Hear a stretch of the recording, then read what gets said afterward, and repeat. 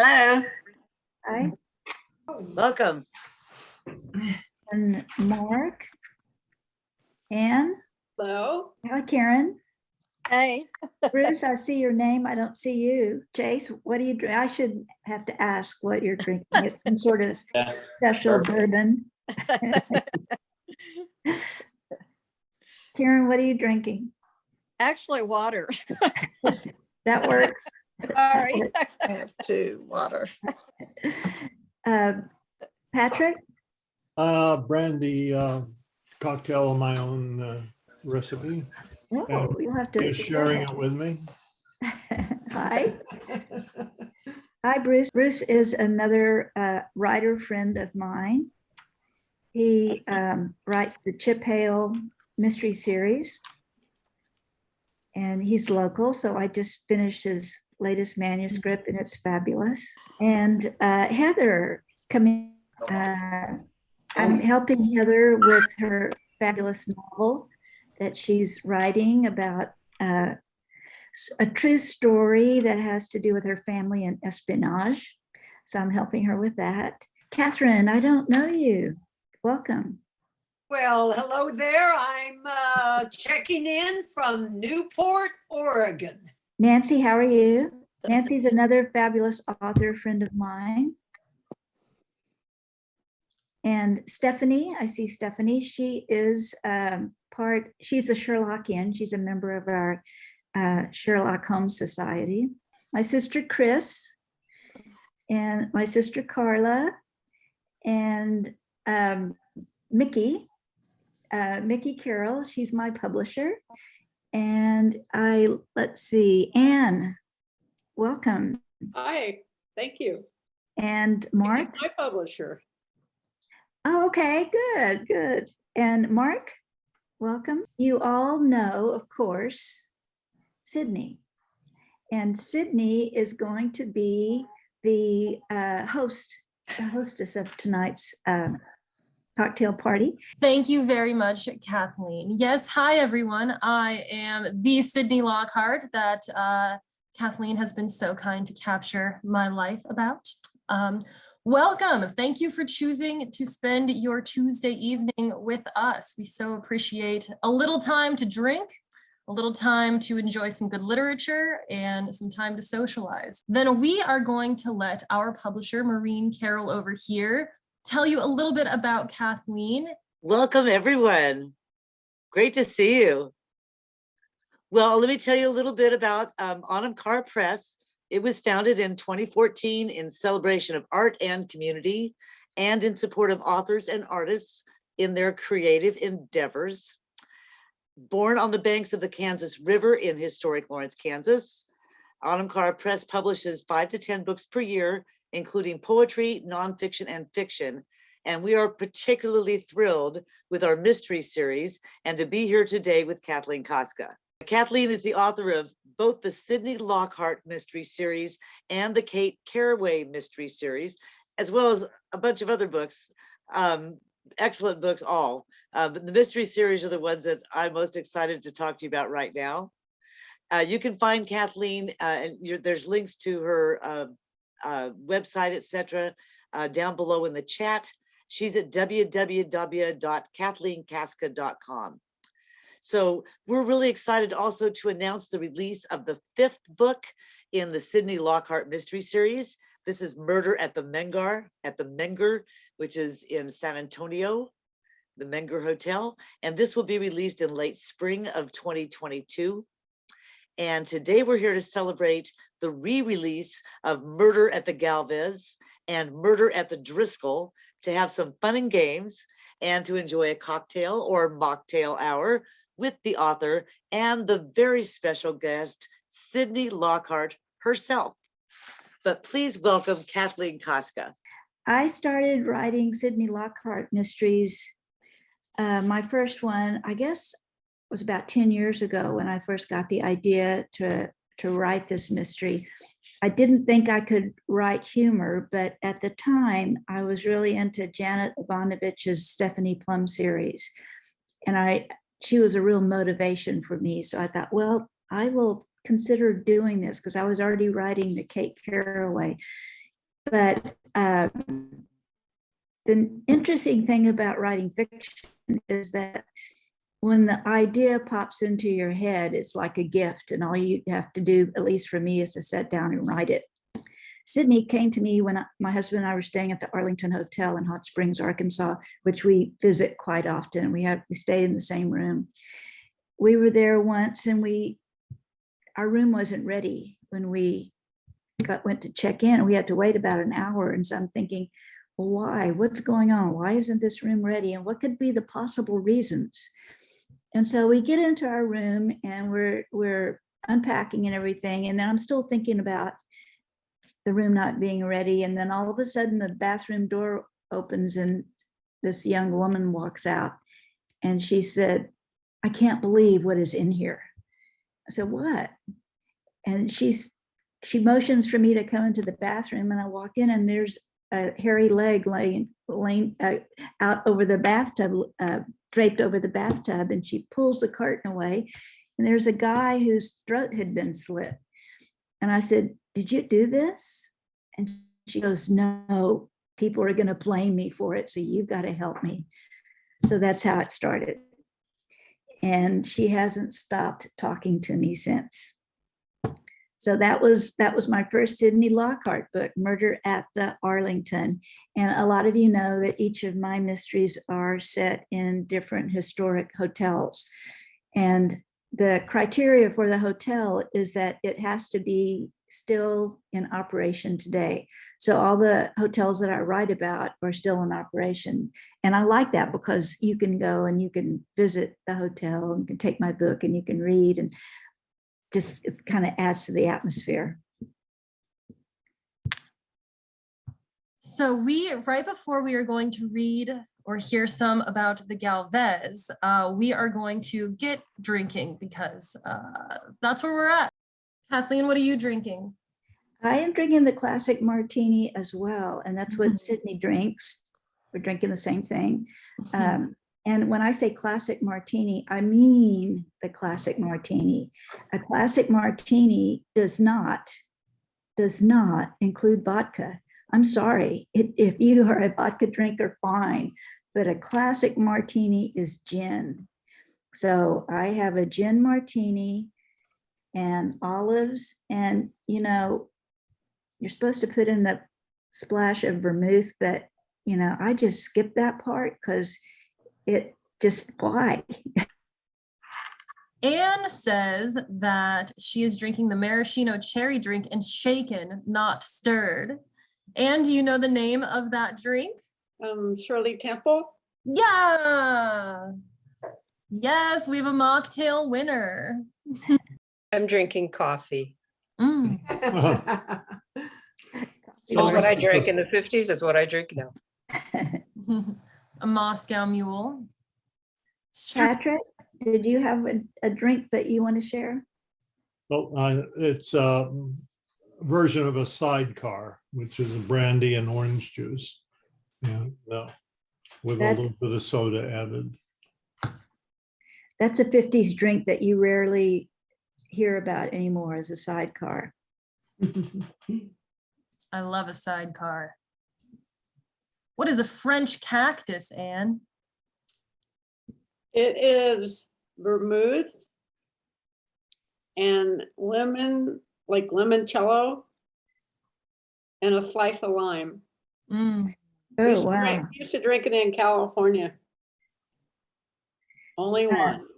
My brother-in-law, Karen's husband, makes the best homemade limoncello. I love ever. limoncello.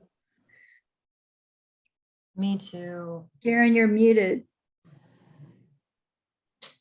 Karen is drinking her husband's limoncello. Oh.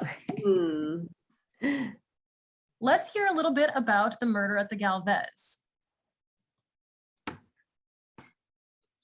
Murder at the Galvez takes place in Galveston, Texas.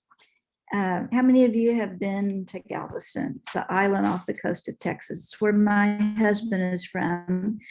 It was only natural that I set one of my mysteries there. Galveston is probably my favorite place in the world. The Galvez Hotel opened in 1910, shortly after the big hurricane.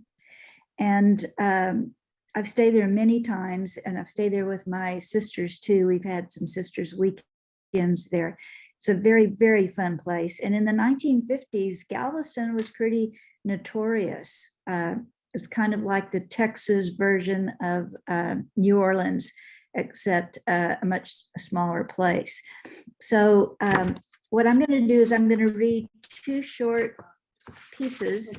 And the first one is the opening of Murder at the Galvez. So those of you who haven't read Sydney, you get a bit of an idea of who she is. And then I'll read another passage. The passage that I've selected have to do with cocktails or drinking, and that's pretty much what Sydney and Ruth spend most of their time doing when they're not, or while they're trying to solve mysteries. So this is chapter 1 of Murder at the Galvez. While my grandfather Popo was alive, he worked as a doorman at the Hotel Galvez on the seawall in Galveston. He wore a dark maroon coat trimmed in black cording, which hung down past his knees, and he proudly donned a cap with HG stitched on the brim with golden thread. When my family came to the island to visit, I made a beeline to the hotel, and I'd stand with him while he greeted guests. People who saw us together knew in an instant that we were cut from the same mold. Tall, thin, redheaded. I was proud of that fact, for James Robert Lockhart was the most handsome man I had ever seen. When I found him crumpled on the floor in the hotel foyer, his body riddled with bullet holes, I knew my life would never be the same. Now, as I stepped into the lobby 18 years later, the memory of that day hit me square in the gut. My name is Sydney Jean Lockhart. I'm 30, single, and recently tossed aside a perfectly fine, secure career as a science teacher to try to make a go of it in a man's world. The year is 1953, and I'm the first female reporter hired by the Austin American-Statesman. So that's where the mystery starts. Ruth, of course, enters the picture always, whether Sydney wants her to or not. Ruth is Sydney's sidekick cousin, and they are trying to gather some information on a murder that has taken place in the Galvez. So they go to one place in Galveston where you could always find out what was going on and behind the scenes, and that was the Balinese Room. If anybody's ever heard of the Balinese Room, you know what I'm talking about. It was a notorious bar, gambling house right in front of the Galvez Hotel, jetting out into the water on a pier. It had been there for many years, and I even went to the Balinese Room with my husband a few times, and then it was destroyed in Hurricane Harvey. Correct me if I'm wrong, my sisters who live on the coast. So it's not there anymore, sadly, but there's a plaque out on the seawall that says Balinese Room. Sydney and Ruth end up in the Balinese Room with two sleazy guys, and they're hoping to try and figure out what's going on in the underworld to try and figure out this murder. They're on a double date with these guys named Lewis and Buddy. They just met them for the first time. And Buddy is Ruth's date, and Buddy and Ruth both get smashed. I mean, just really smashed. So they're leaving the club, and this is the scene where they're leaving. While Lewis carried Buddy out of the Balinese Room, I hauled Ruth to the car. How about tomorrow night? Lewis asked. Sure, I lied. Shoved Ruth in the car, hopped in, and drove off before Lewis could set a time and place. Cha cha cha cha cha cha. Cha cha cha cha cha cha. Ruth had her boa wrapped around her hips as she danced up the hotel steps. My cousin was tiny, but she never before had trouble holding her liquor. However, a martini, a bottle of champagne, and a night on the dance floor really sloshed her. I can do the cha-cha. I can do the cha-cha. She stumbled on the last step and I caught her before her face made contact with the cement. I wanted to take the stairs up to our room, but feared Ruth would pass out before we had a chance to make it to the 5th floor. It was almost 1 and the lobby was empty. However, as we stepped onto the elevator, 2 other couples joined us. I can do the cha-cha. I put my hand over Ruth's mouth as we started our slow trip up. If any of you have ever been to the Galvez Hotel, you know the elevator is extremely slow. The 2 couples looked as if they had been partying too, so I wasn't worried about Ruth's state of intoxication. Hey, one of the guys said, you were the 2 at the Balinese room tonight. Marie, that's the woman who was dancing with the midget. Ruth's happy mood disappeared. She leaned her head on my chest and started to cry. We stepped off the elevator and ran smack into Blanche. Blanche is the housekeeper on that floor. Do you ever go home? I asked. I'm working a double. Looks like you need some help. I didn't argue. I did need some help. Ruth was beginning to sag like a bag of sand. Blanche helped me drag my cousin into my room. How's the sugar daddy? Blanche said. The what? The man who was in your room earlier. Showed both of you a good time, didn't he? I told you that man was my father. You should try uncle. No one believes that father crap. I thanked Blanche for her help and advice and shoved her out the door. Ruth was out cold by the time I took off her dress and put on her gown. I took advantage of her condition and tucked her in on the cot. Then I got ready for bed, switched off the light, and flopped down into my nice big bed. When my head hit the pillow, I felt as if I had cracked my skull. I picked up the pillow to see if it was stuffed with rocks. It was indeed an ordinary feather pillow, but underneath was a dark oval object. I jumped out of my bed and stood there looking at it. I poked it with my shoe. It didn't move. Feeling sure it wouldn't attack, I turned on the light. Sitting there, shiny and purple, was a well-formed eggplant. Scratched into its skin was the word beware. Geez, what next? At that point, I really didn't care. I set it on the windowsill, crawled back into bed, and fell fast asleep. So that'll give you a little bit of an idea of what's going on at Murder at the Galvez. And this is the new cover, which I really love. And you might not be able to see it from where you are, but Sydney is on the cover. And my sister Chris, I think, took a look at the cover and she thought it was me, which was a compliment, Lindsay. Anyway, Lindsay is the model for the cover of this book and Driscoll and all my future books. That's why she's dressed up as Sydney.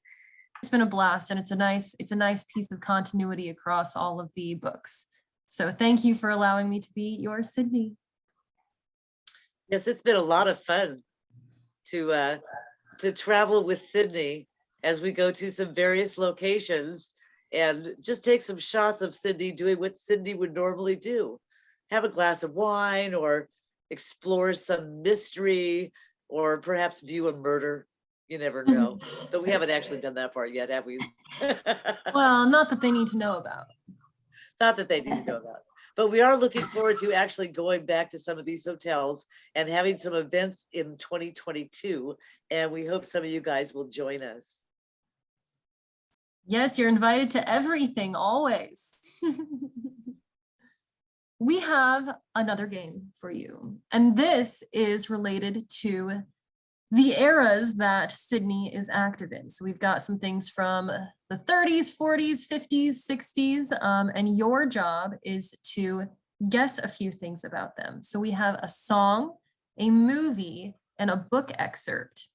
And it is your job to guess either the titles, the creators, well, a couple different criteria for each of them. So darling, save the last dance for me.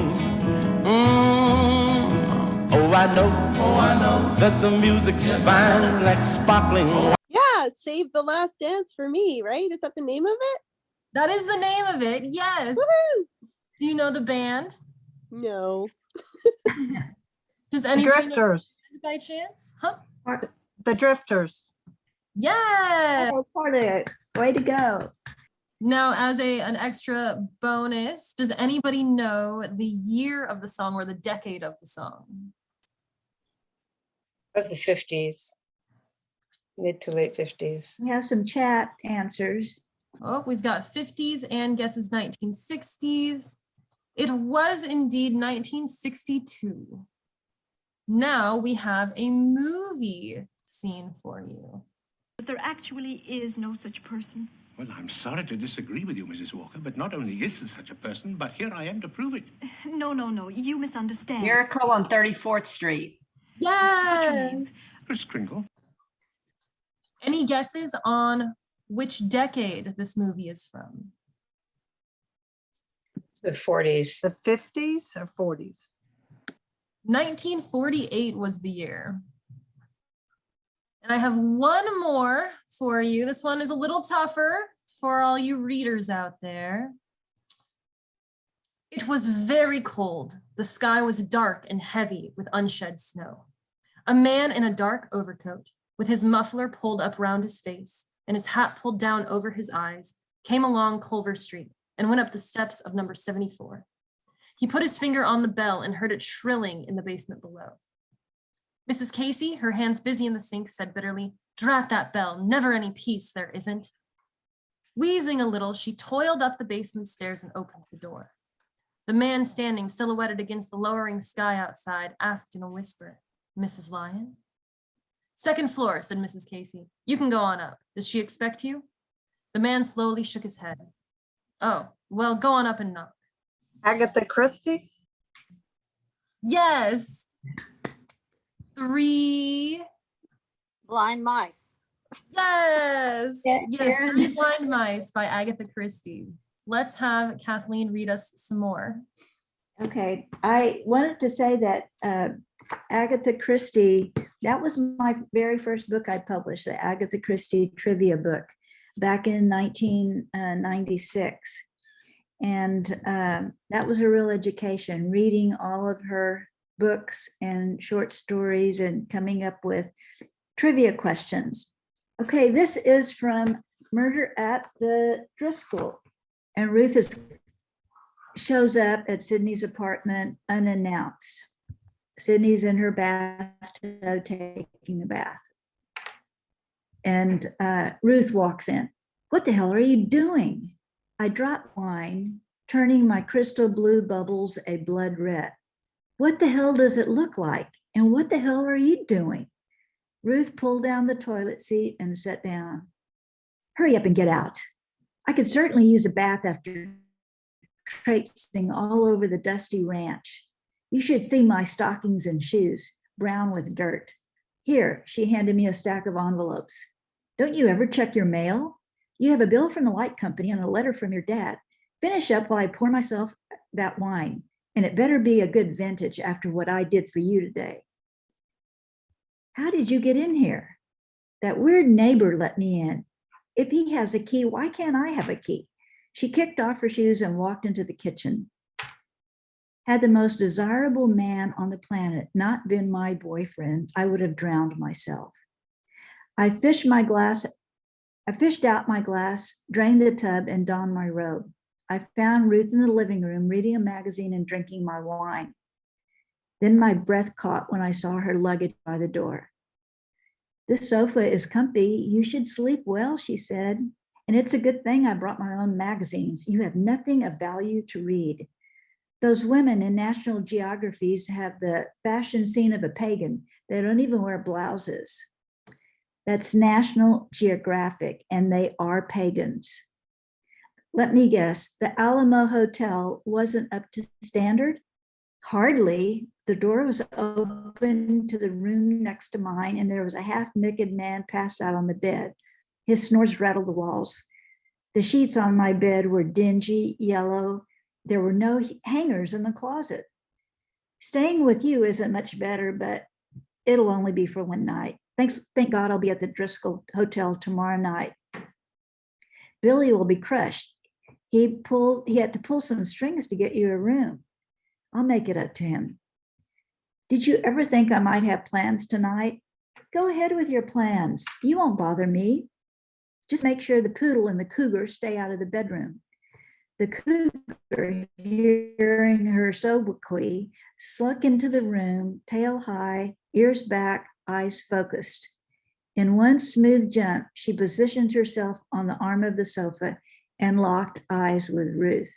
Tell her to go away. Tell her to go away, Ruth said, sliding away from the cat. She won't.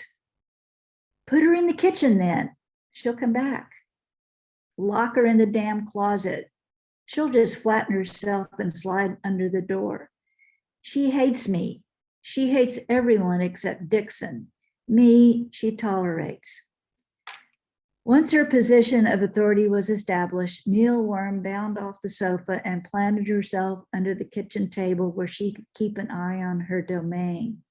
She folded her paws neatly under her chest and began tail twitching back and forth like a metronome, keeping time until the humans would disappear and leave her in peace. Relieved, Ruth grabbed her magazine. Cats are supposed to be warm and cuddly. That one needs to live in a jungle. Well, now that you're here, tell me about your dinner date with Edwin. We went to El Rancho, a tiny little restaurant on East First Street. This husband and wife own it. They're so cute. She was in the kitchen cooking and he was serving out front.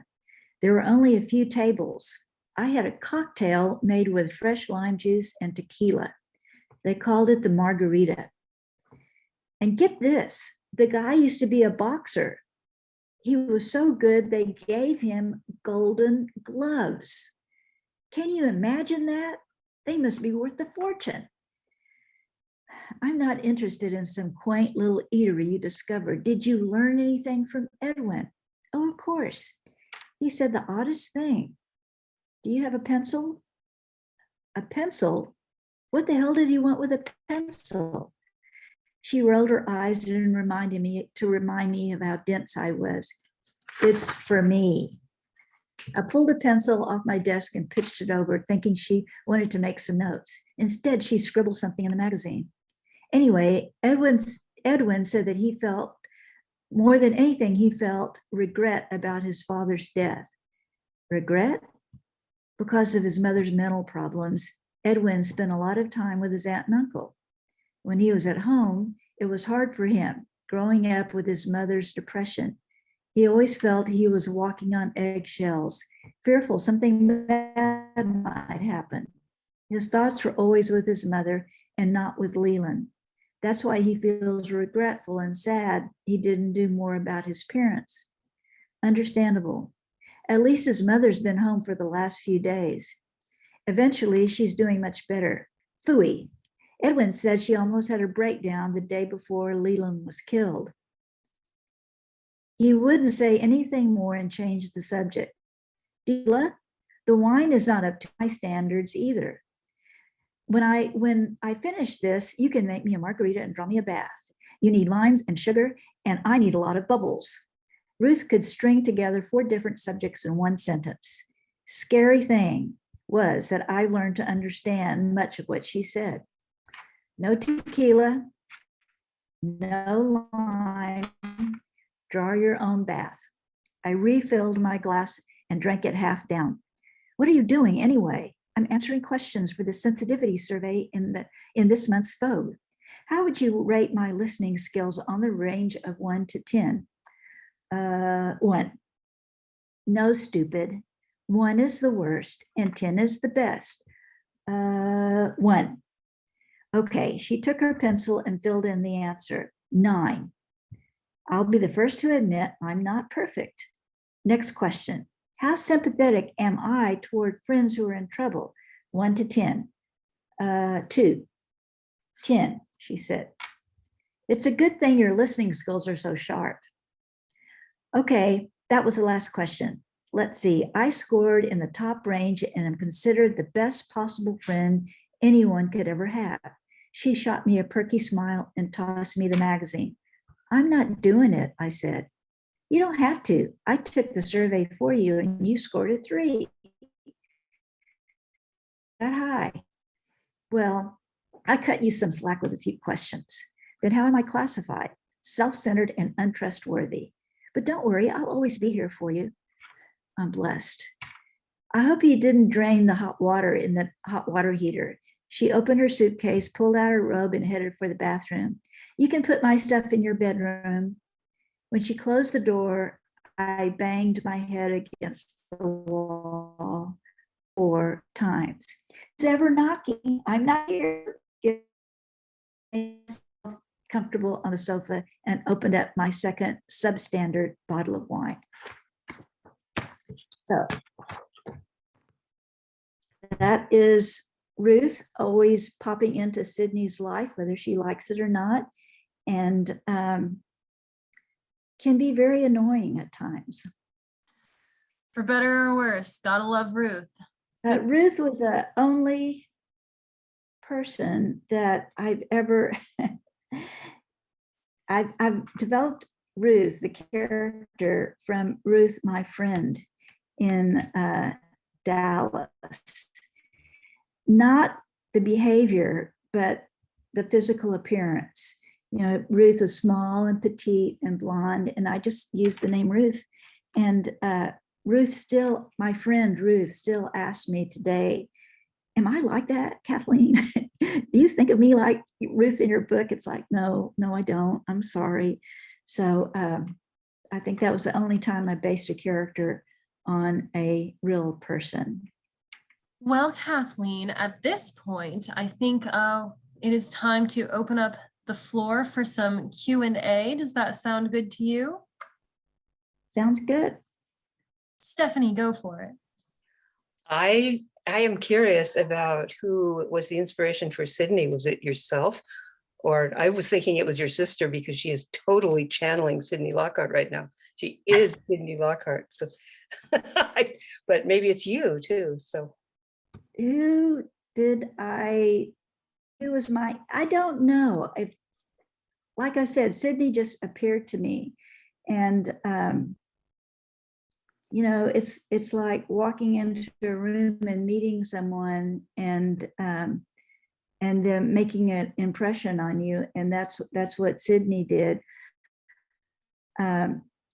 First started writing the book, I set it in current times. And I wanted something that was unique. And so instead of, after I wrote the first 2 chapters, I rewrote it and set it in the 1950s, because that's a decade in which I grew up. And I love the 1950s because so many things were happening. World War II had just ended. Women were coming into the workforce, questioning the fact that maybe they didn't want to get married, then maybe they wanted a career. So I wanted Sydney to be that kind of woman, independent, not interested in getting married, not interested in having a family, and which was kind of unusual for the 50s. So I think Sydney is a woman ahead of her time. And so I often wonder what it was like back then. I mean, really, my mother was a young woman in the 50s. I was born in 1952. And I can't say that my mother was an influence, but just looking at the pictures of her during that decade in the 40s, it always made me really curious. And so I decided to make that Sydney's World. And it's been delightful. I really enjoyed that time.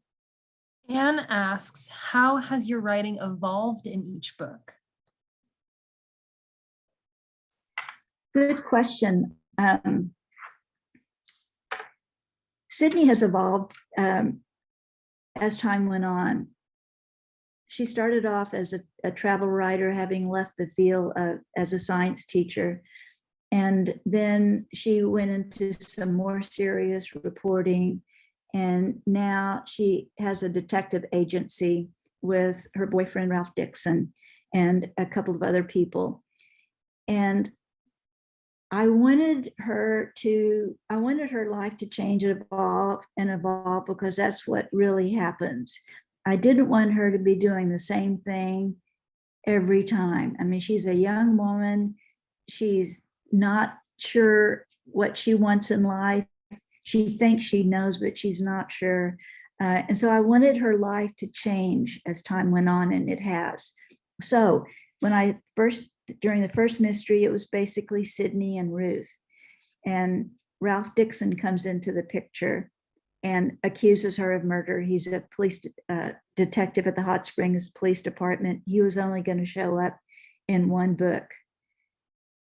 But I liked him so much, he comes around in the second book. And then I thought, this is going to be a permanent character. And so as the series has developed, there are more characters that developed along with him. In Murder at the Driscoll, one of my favorite characters is a young girl named Lydia. She's 12 years old, and she's become as popular as Ruth. She's a 12-year-old who acts like she's 40, and she is part of Sydney's gang. She's a part of the group right now.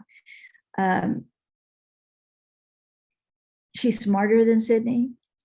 She's, I think, more courageous than Sydney. She runs her father's vaudeville theater on 6th Street in Austin. And if any of you have ever been to Austin before and been to Esther's Follies, this vaudeville theater is based on Esther's Follies.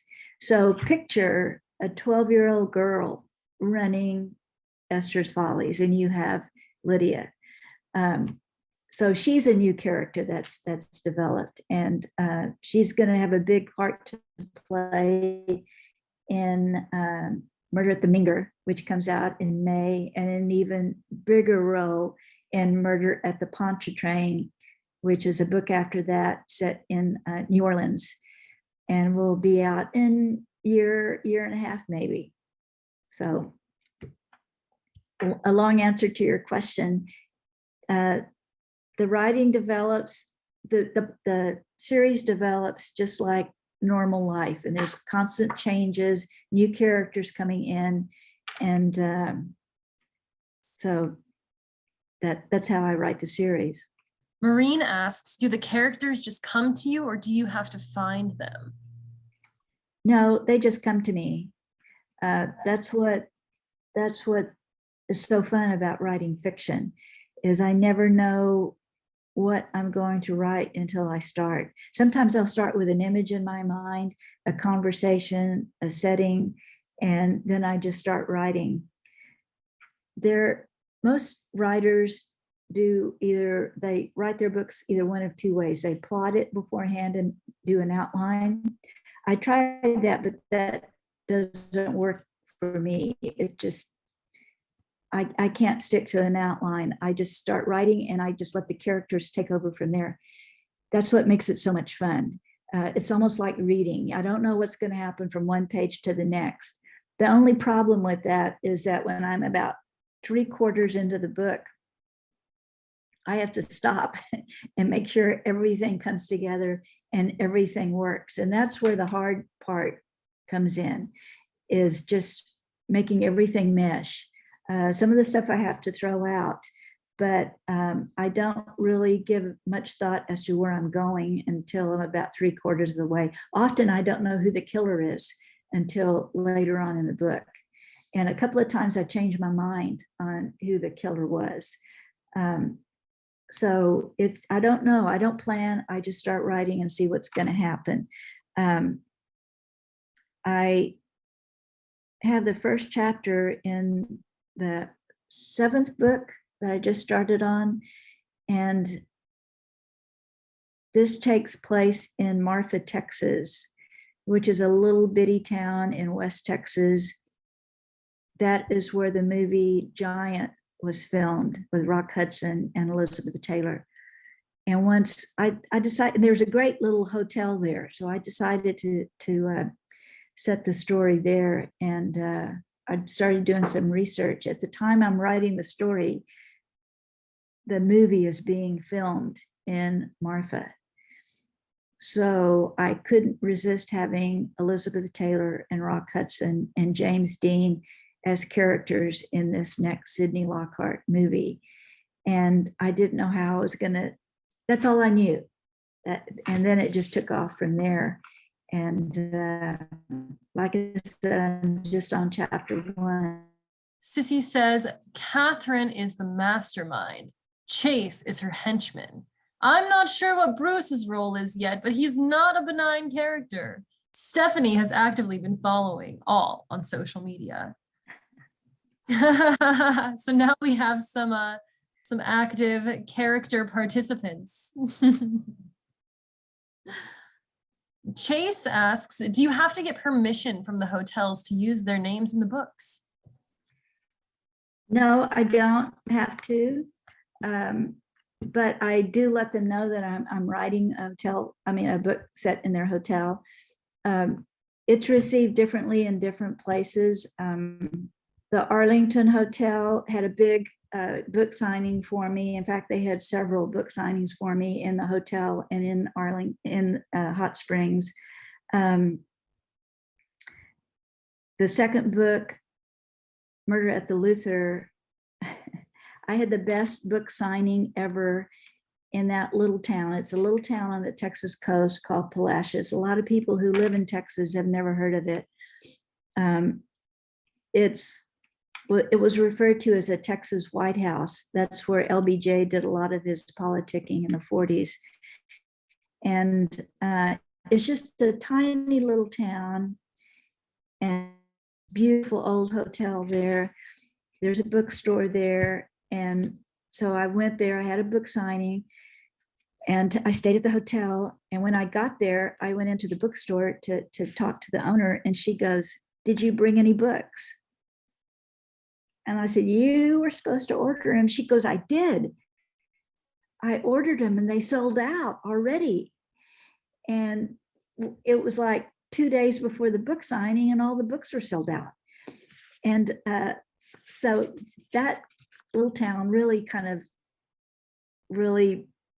bought into the story. And I became good friends with the man who owned the hotel. He has since passed away, but he had a wine and cheese celebration for me, and the mayor was there and the superintendent of the school was there. It's like, it was great. They really embraced the book. So it's different with everybody, with all the hotels.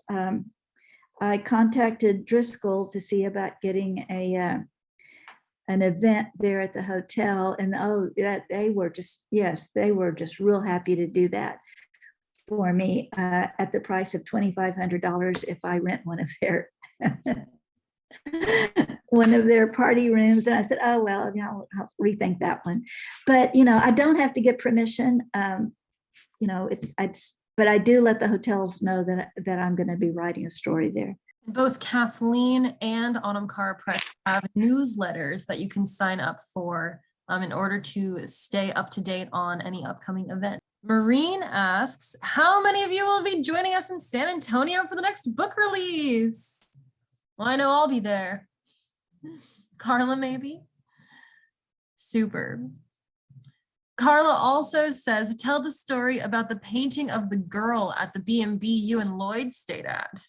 Carla is asking to tell the story about the painting of the girl at the B&B you and Lloyd stayed at. We were on our big trip traveling after I retired, and we stayed in a little hotel, the Grand Herbert Hotel in Maine. And we walked into this room and there's a painting on the wall. And it's a little girl dressed in a frilly little dress, and she has blonde hair. and I'm not, she has red hair and it's long and it's curly. And, you know, I looked and it's like, that is a young Sydney. And she's holding an envelope in the picture, she's holding an envelope. And so I, you know, it was like an omen. I said, she's got a message for me, and I'm not sure what it is. And then a few months later, we were at the Driscoll Hotel, and that same picture was on the wall on one of the floors, the same little girl holding the envelope. So it's like, okay, I get the message. Murder at the Driscoll, that's going to be the next one. It was kind of eerie. I have a long list of hotels that people recommend to me. So if you know of a hotel that I could write about, let me know. Had to have been open in the 50s, of course, and then still open today. So if you know of any historic hotels, and I like to keep my stories set in the South. So if you think of any, let me know and I'll add them to my list. Are there any that are currently on your list that you haven't had a chance to visit yet?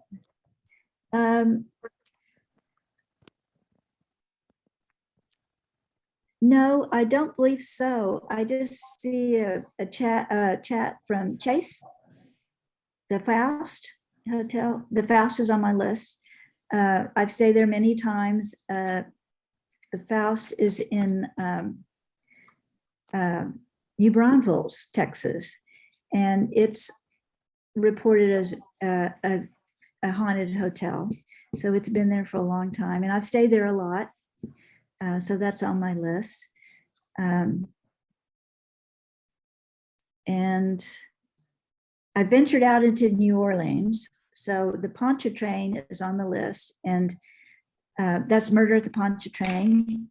Pontchartrain is in the Garden District in New Orleans, and that's where Tennessee Williams wrote Streetcar Named Desire at the Pontchartrain Hotel.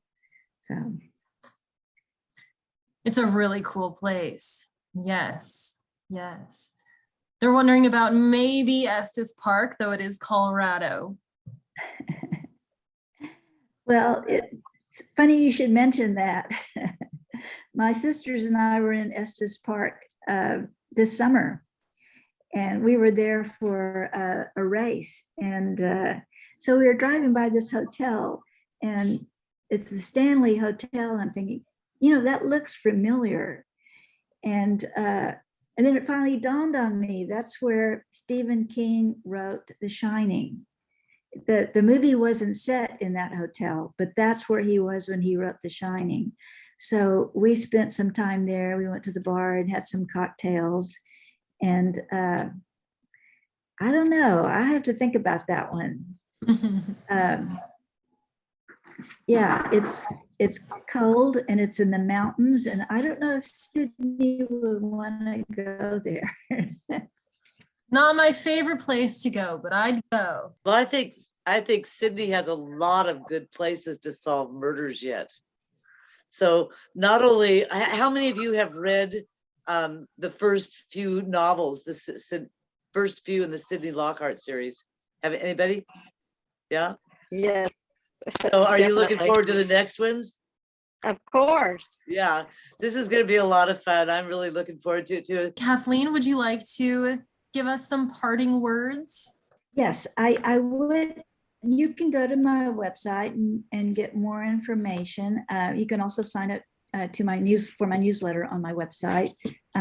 This last year, I started writing a new blog post, which I have really enjoyed. It's called Growing Up Catholic in a Small Texas Town. And had you told me I would ever write about my childhood, I would say, no, I'm just not going to do that. But I had to prepare a speech for my Toastmasters group a few months ago. And somehow I got the idea of writing about something that happened when I was going to St. Mary's School in West. And it was a big hit and I really enjoyed it. And so I decided to take that speech and turn it into a blog post. And so I've been writing that for the last few weeks. I try to put one out every couple of weeks. So if you like tongue-in-cheek humor and check it out. I can, I have my events on there so you can keep in touch with what I'm doing. And I, welcome any ideas, comments, so get in touch with me. Thank you all again for sharing this with us. And thank you, Kathleen, for writing all of these wonderful books and really bringing Sydney to life. And I am very proud to be representing Sydney Lockhart tonight. And thank you, Maureen, for taking on this publishing endeavor. Yeah. It's been great working with Maureen. I've learned a lot from her, and I know I'm going to learn a lot more. She's very supportive and creative, and I'm glad we connected. Well, I've had a blast, and I really enjoyed this series and working with Kathleen. And thank you all for joining us tonight. This has been very much fun.